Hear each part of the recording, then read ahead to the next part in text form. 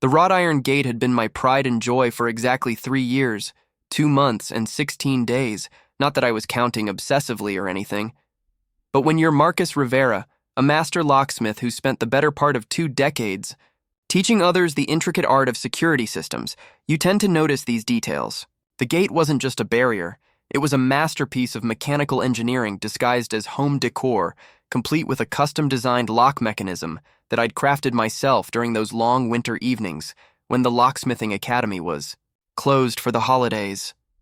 The lock was my magnum opus, a 7-pin tumbler system with anti-bump features, pick-resistant pins, and a keyway so unique that I'd had to forge the key blanks myself. It was the kind of lock that would make a burglar weep tears of frustration and admiration simultaneously. Students from my locksmithing classes would often drive by just to marvel at it, calling it Professor Rivera's Impossible Gate. I'd always chuckle at that nickname, though secretly, I was immensely proud of it.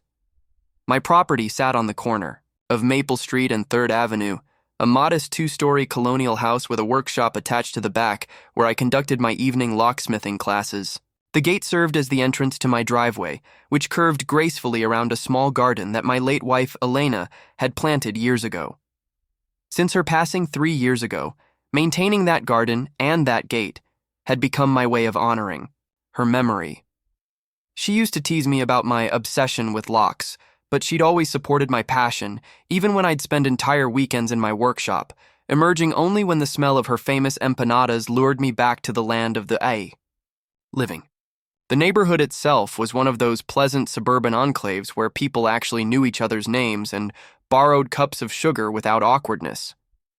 Well, most people knew each other's names. There was one notable exception who had moved in 6 months ago, directly across the street from my corner lot. I'd tried to introduce myself on several occasions, but she'd always seemed too busy, too important, or too irritated by some perceived slight to engage in normal human pleasantries. Her name, I'd learned from my neighbor Mrs. Patterson, was Karen Whitmore. She was a real estate agent, apparently quite successful if the gleaming white BMW X5 and the constant stream of contractor vans were any indication. She'd moved in and immediately began what could only be described as a campaign of neighborhood improvement, which mostly consisted of filing complaints with the Homeowners Association about everyone else's perceived violations of aesthetic standards. The morning everything changed started like any other Tuesday. I was in my workshop preparing for the evening's advanced lockpicking class when I heard the familiar screech of brakes and the slam of a car door. Through my workshop window, I could see Karen storming across the street, her perfectly styled blonde hair bouncing with each determined step, her phone pressed to her ear like a weapon of mass communication. "No, I don't care what the property surveyor said last week," she was saying, her voice carrying clearly across the quiet street. "I'm telling you that gate is at least 3 inches into the public right-of-way, and it's creating a safety hazard. Someone could get hurt." I set down the lock cylinder I'd been examining and moved to get a better view. Karen had positioned herself directly in front of my gate, gesturing wildly with her free hand while maintaining her heated phone conversation. This wasn't the first time she'd expressed concern about my gate's placement, but her previous complaints had been limited to passive-aggressive comments made within earshot whenever I was working in my garden. "Listen, Bradley," she continued, and I realized she was speaking to someone at the city planning office. "I've been a tax-paying resident of this community for 6 months now, and I have a right to feel safe in my own neighborhood. That gate is an eyesore and a hazard, and I want it moved back to where it belongs." The irony wasn't lost on me. My gate, which had been installed with proper permits and surveyed boundary markers, was apparently an eyesore in the eyes of someone whose own property featured a hot pink mailbox shaped like a flamingo and a lawn ornament collection that could be seen from space. But I'd learned long ago that pointing out such ironies rarely improved neighborhood relations. I decided to step outside and address the situation directly. After all, 23 years of teaching, locksmithing had taught me that most problems could be solved with patience, clear communication, and a willingness to listen. I grabbed my property survey documents from my desk drawer, a habit Elena had instilled in me after a previous boundary dispute with a different neighbor years ago, and headed out to meet Karen face to face. Good morning, Karen, I said, approaching, with what I hoped was a friendly but confident demeanor. I couldn't help but notice you're concerned about my gait again. Perhaps we could discuss this without involving the city planning office.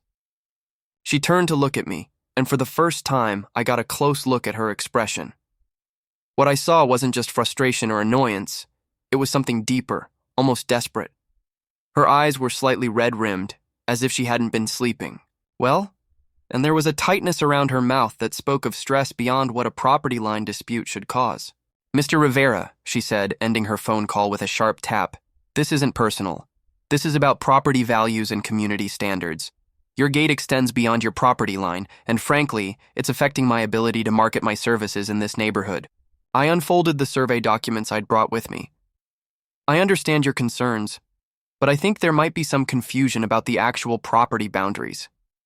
This survey was completed just before the gate installation, and as you can see, here, I pointed to the relevant markings. The gate is positioned entirely within my property lines, with a full 18-inch buffer from the actual boundary. Karen barely glanced at the documents. I don't care what some outdated survey says. I can see with my own eyes the gate is too close to the street. It's blocking sightlines for drivers, and it's creating a visual obstruction that's impacting property values. This was where my years of teaching patience began to pay dividends. I dealt with frustrated students who couldn't master a particular lock mechanism, anxious homeowners who'd locked themselves out at midnight, and even a few individuals who'd tried to argue that learning to pick locks was somehow unethical. In each case, I'd learned that the surface complaint was rarely the real issue. Karen, I said gently, would you mind if I asked what's really troubling you? Because in my experience, when someone is this concerned about an 18-inch buffer zone, there's usually something else going on. For a moment, her carefully constructed facade cracked, and I saw something vulnerable beneath the anger. But then the walls went back up, higher and stronger than before. What's troubling me, Mr. Rivera, is that I have a right to live in a neighborhood that maintains certain standards. Your gate, regardless of where you think it's positioned, is an impediment to that right. And if you won't address it voluntarily, I'll find someone who will compel you to do so. She turned on her heel and marched back toward her house, leaving me standing in my driveway with survey documents in one hand and a growing certainty that this was about much more than property lines. As I watched her retreat, I noticed something that made my locksmith's trained eye narrow with interest. Karen's hands were shaking slightly, and she kept glancing back at my gate with an expression that I'd seen before in my workshop. The look of someone facing a lock they desperately needed to open but couldn't figure out how. That evening, as I taught my advanced lock-picking class, I found myself distracted by the memory of Karen's expression and the tremor in her hands. My students were working on a particularly challenging 7-pin cylinder, and their focused concentration reminded me of my own early days learning the trade from my mentor, old Joe Castellanos, who'd owned a locksmith shop downtown for 40 years before retiring. "Professor Rivera," called out Sarah, one of my more promising students, "this lock is fighting me at every turn. I can feel the pins, but something's not aligning properly." I walked over to examine her technique. "Remember, Sarah, every lock tells a story. This particular cylinder has been modified with security pins. They're designed to give you false feedback. The trick is learning to distinguish between what the lock wants you to think is happening and what's actually happening." As I guided Sarah through the proper technique, I couldn't help but think about Karen's earlier outburst. Like my students facing a challenging lock, she seemed to be receiving false feedback about what was actually causing her distress. The gate wasn't really the problem. It was just the most visible symbol of something deeper. After class ended and my students had packed up their tools, I decided to take a walk around the neighborhood. It was a habit I'd developed after Elena's death, a way of maintaining connection with the community that had supported me through those difficult early months of grief. As I strolled past the various houses, noting the different security systems and door hardware with professional interest, I found myself pausing in front of Karen's house. The property was immaculate, every blade of grass perfectly trimmed, every flower precisely arranged, every surface gleaming under the saw. I rushed outside without even grabbing my coffee, my locksmith instincts kicking in the way they always did when someone was in genuine distress.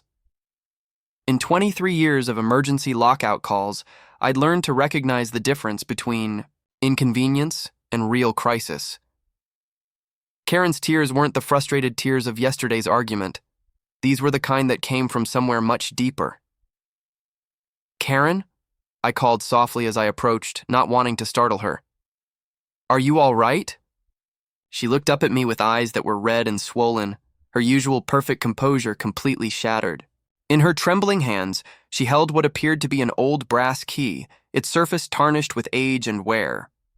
My professional eye immediately noted its unusual design. It was clearly vintage, probably from the 1940s or 1950s, with intricate notching that suggested it belonged to a high-security lock of that era. "I'm so sorry," she whispered, her voice barely audible.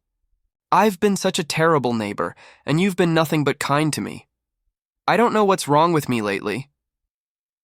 I maintained a respectful distance, but positioned myself where she could see I was listening without judgment. "There's nothing to apologize for, Karen.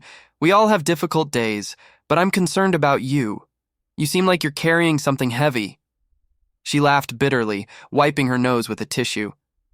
"You could say that. I've been carrying this for 15 years. She held up the brass key, and I could see her hands were shaking even more violently than they had been yesterday. "This belonged to my grandmother, Rose Whitmore. She raised me after my parents died in a car accident when I was 12. The pieces began to fall into place in my mind, the way they did when I was teaching students to visualize the internal mechanisms of a complex lock. "This key means a lot to you." "It's all I have left of her," Karen said, fresh tears streaming down her cheeks. "She passed away 15 years ago, and she left me her house, this beautiful Victorian in Portland, Oregon, where I grew up. But there was a problem." She paused, struggling to compose herself. "Grandma Rose was eccentric. She didn't trust banks, and she definitely didn't trust safety deposit boxes. Instead, she had this old floor safe in her basement, and she told everyone in the family that her most precious possessions were locked inside." I felt my chest tighten with understanding. As a locksmith, I'd encountered dozens of similar situations. Family members left with antique safes and no combination, or in this case, a key to something that couldn't be located. "The safe was there when she died," Karen continued, "but by the time we found this key among her things, we'd already searched everywhere. The safe was empty, completely empty. My Uncle Rick was executor of the estate, and he hired 3 different locksmiths to examine it. They all said the same thing. The safe had been opened recently, probably within days of her death, and whatever was inside was gone. And you think someone else had access?" Karen's laugh was hollow. "Uncle Rick. He was the only other person who knew about the safe, and he was the one who found Grandma's body. He claimed he never opened it, but—" She trailed off, staring at the key in her palm. 3 days after the funeral, he bought a brand new Cadillac, cash. 2 weeks later, he put a down payment on a beach house in Florida. A man who'd been struggling to pay his rent for years suddenly had money to burn. The story was becoming clearer, but I sensed there was more. What was supposed to be in the safe? Everything that mattered to her, Karen said, her voice growing, stronger with anger. Family jewelry that had been passed down for generations, including my great-grandmother's engagement ring that was supposed to come to me. Love letters from my grandfather who died in Korea. Photos from when she was young and— She hesitated, as if speaking the next words would make them too real. Grandma always hinted that she'd saved money for my education, for my future. She used to say, "Karen, honey, Grandma's taking care of you even after I'm gone." I was beginning to understand why my gait had triggered such an intense reaction. The lock on your grandmother's safe, was it similar to the mechanism on my gate? Karen nodded, wiping her eyes. When I saw your gate that first day I moved in, I almost had a panic attack. The sound it makes when it locks, the way the mechanism clicks. It's identical to the sound of Grandma's safe. I've been having nightmares about it for months, dreaming about that empty safe and this useless key. She held up the brass key again, and I could see why it had haunted her. It was beautifully crafted, clearly made for something important, yet it now served no purpose other than as a painful reminder of loss and betrayal. That's why you moved here, I realized. You're running from the memories. I sold the house in Portland 6 months ago, she admitted. I couldn't stand being there anymore, surrounded by reminders of everything I'd lost. I thought if I came somewhere new, somewhere completely different, I could start over. But then I heard your gate that first day, and it all came flooding back. The morning sun was getting stronger, and I realized we'd been standing in my driveway for nearly half an hour. Karen, would you like to come inside? I think there might be something I can do to help. She looked at me with surprise. Help? How could you possibly help? The safe is gone. Uncle Rick moved to Florida and won't return my calls, and this key is useless. Maybe not as useless as you think, I said gently. I've been a locksmith for over 2 decades, and I've learned that every key tells a story. Even when the original lock is gone, there are ways to trace where a key came from, who made it, and sometimes even what other locks it might open. Karen's eyes widened. You really think so? I can't make any promises, but I'd like to try. And Karen? I paused, meeting her gaze directly. I want you to know that I understand why my gate has been so upsetting to you. If you'd like, I can adjust the locking mechanism so it doesn't make that particular sound. It won't compromise the security, but it might help with the memories. For the first time since I'd met her, Karen Whitmore smiled genuinely. You would do that? Even after the way I've been treating you? Neighbors help neighbors, I said simply. Besides, I have a feeling that helping you solve the mystery of this key might be one of the most interesting challenges I've faced in years. We walked toward my house, and as we reached the front door, Karen stopped suddenly. Marcus, may I call you Marcus? There's something else I need to tell you. Something I haven't told anyone. I waited, sensing that whatever she was about to share was the real heart of the matter. 2 weeks before I moved here, I got a phone call, she said, her voice barely above a whisper. A woman's voice, elderly, claimed she knew my grandmother, Rose. She said she had information about what happened to the contents of the safe, but she hung up before I could ask any questions. I tried calling back, but the number was disconnected. The locksmith in me was immediately intrigued. Did she give you any clues about who she was, or how she knew your grandmother? Just one thing, Karen said, reaching into her purse and pulling out a small piece of paper. She said to tell me that the roses in Rose's garden remember everything, and that if I ever found the right key, I should look for the lock that matches the lady's mirror. I stared at the paper, my mind racing. In my years of working with antique locks and security systems, I'd learned that people of Rose's generation often used coded language when discussing valuable hiding places. The phrase about roses and mirrors sounded like exactly the kind of clue that might lead to a secondary hiding spot. Karen, I said, excitement building in my voice, I think your grandmother might have been more clever than anyone realized. What if the safe in the basement wasn't the only place she hid things? What if she had multiple security systems, and this key opens something else entirely? Karen's eyes lit up with hope for the first time in our conversation. You mean there might be another safe? Another hiding place? It's possible, and if there is, we're going to find it. I looked at the brass key in her hand, then at my own gate gleaming in the morning sunlight. But first, let's start by learning everything we can about this key, because I have a feeling that once we unlock its secrets, we're going to discover that your Uncle Rick isn't the only one who's been keeping secrets. As we entered my workshop, I couldn't help but notice that Karen walked with more confidence than she had since I'd known her. The key to healing sometimes isn't about forgetting the past. It's about finding the courage to unlock the doors you thought were permanently closed. Little did I know that within hours, that philosophy would be put to the ultimate test, and Karen's mysterious key would lead us to a discovery that would change everything we thought we knew about Rose Whitmore's final gift to her granddaughter. My workshop had always been my sanctuary, a place where the chaos of the outside world gave way to the precise, logical universe of tumblers, springs, and security mechanisms. But as Karen settled into the chair beside my workbench, clutching that brass key like a lifeline, I realized this was about to become something entirely different, a place where the past and present would collide in ways I'd never experienced. "Before we begin," I said, adjusting the magnifying lamp over my workbench, "I need you to tell me everything you remember about your grandmother's house. Every detail, no matter how small it might seem.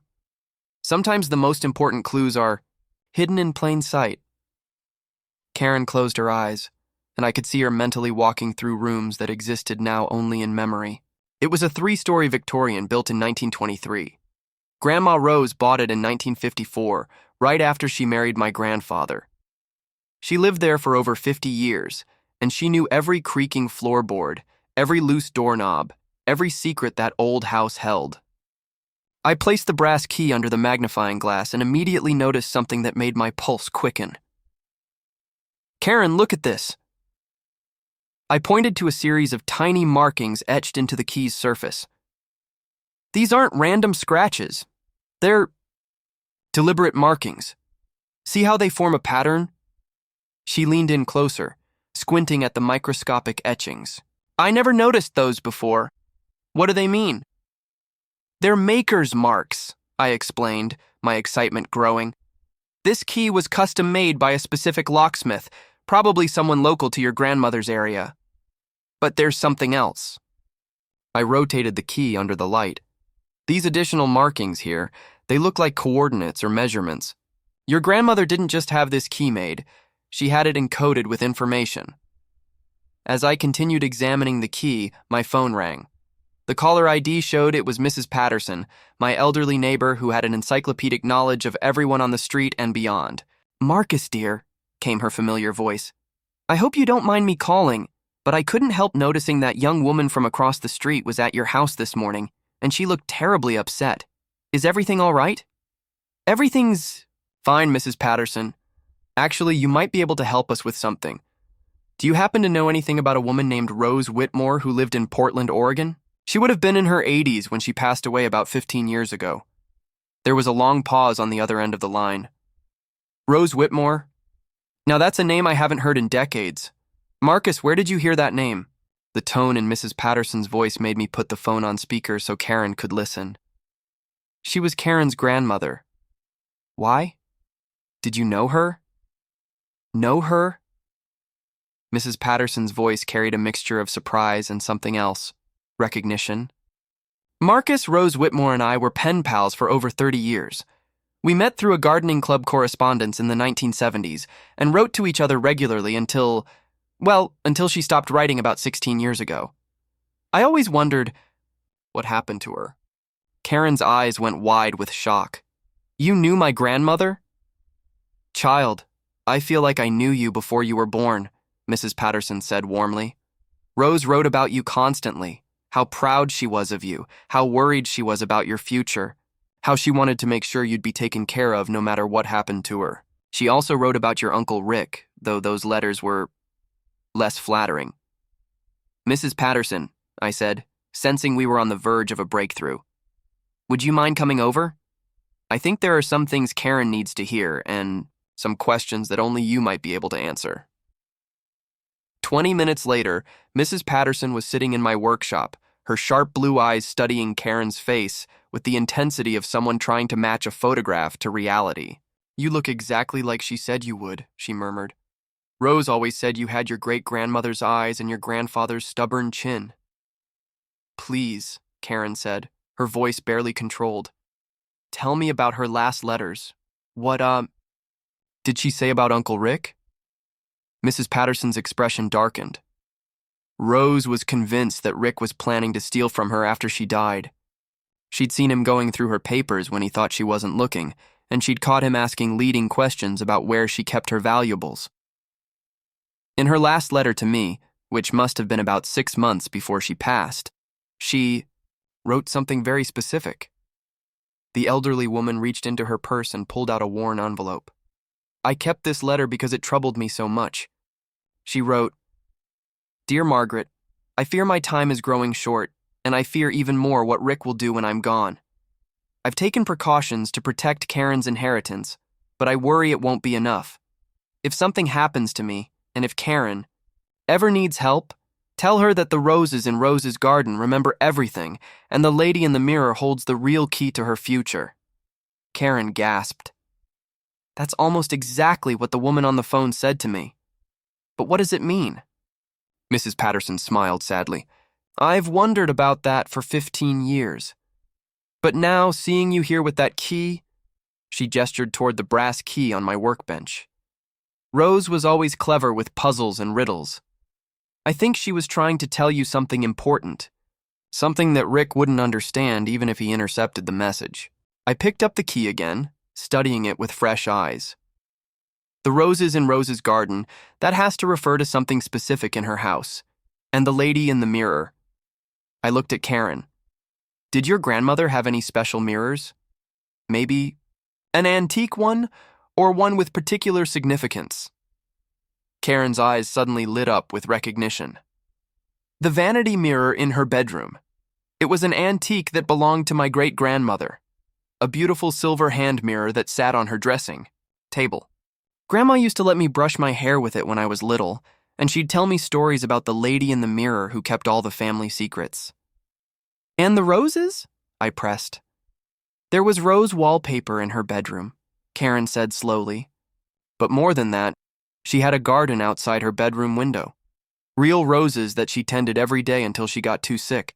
She called it her memory garden because she planted a new rose bush for every important moment in her life. Mrs. Patterson nodded enthusiastically. That fits perfectly with Rose's personality. She was always saying that gardens remember what people forget. I stood up, my mind racing with possibilities. Karen, I need to ask you something important. When the estate was settled, what happened to the contents of your grandmother's bedroom? Specifically, what happened to that mirror and any furniture that might have been near the rose garden? Karen's face fell. Uncle Rick claimed he was protecting family heirlooms by putting them in storage. He said he'd divide everything fairly among the relatives, but he never did. He moved to Florida with everything still in storage, and when I tried to contact the storage facility, they said the unit had been emptied years ago. But, I said, excitement building in my voice, what if your grandmother was too smart for Rick? What if she knew he'd steal the obvious valuables, so she hid the real treasure somewhere he'd never think to look? I turned to Mrs. Patterson. In her letters, did Rose ever mention anything about locksmithing or security systems? The elderly woman's eyes twinkled. Oh my, yes. She was quite proud of the fact that she'd learned basic locksmithing from her father, who was a maintenance supervisor at a government building during the war.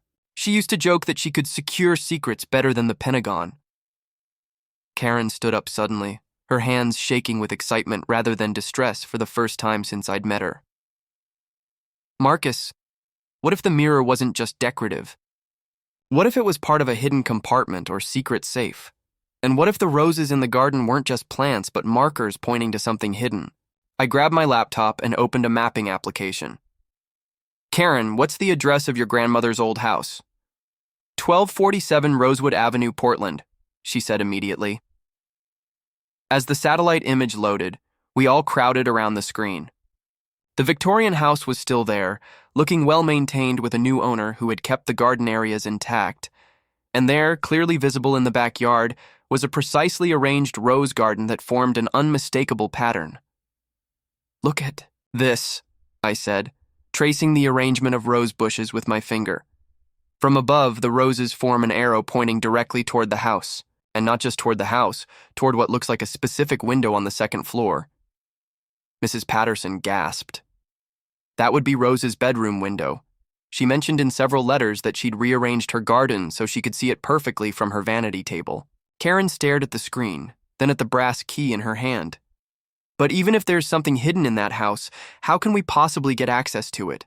New people live there now, and I can't just show up and ask to search their bedroom for hidden compartments. I smiled, the kind of smile that usually preceded my most creative problem-solving sessions with difficult locks. Actually, Karen, I think you can. But first, we need to confirm what type of lock this key was made for. And more importantly, we need to decode those markings I found on it. I spent the next hour using every tool in my workshop to analyze the brass key. Under high-powered magnification, The tiny markings revealed themselves to be not just decorative etchings, but precise measurements and what to pay.